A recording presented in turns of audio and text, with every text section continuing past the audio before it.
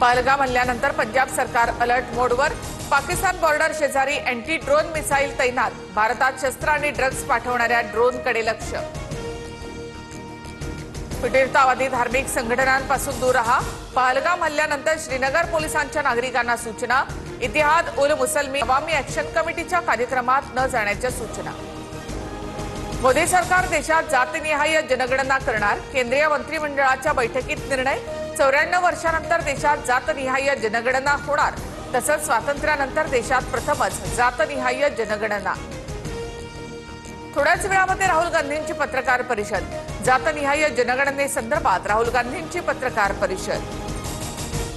ठाकरे बंधू एकत्र येत असतील तर चांगलंच। ठाकरे बंधू एकत्र येण्याच्या चर्चेवर शरद पवारांची पहिल्यांदा प्रतिक्रिया। मुख्यमंत्री देवेंद्र फडणवीसांच्या अक्षय तृतीयेच्या मुहूर्तावर वर्षा निवासस्थानी गृहप्रवेश।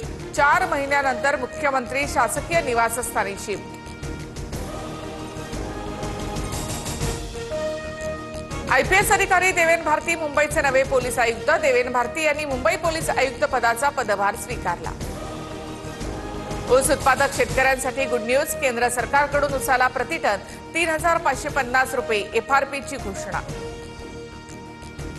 जीएसटीसह सोन्याचे दर 99,498 रुपये तर चांदी 1,09,40 रुपये किलोवर। अक्षय तृतीयेला ग्राहकांच्या खिशाला मोठी कात्री।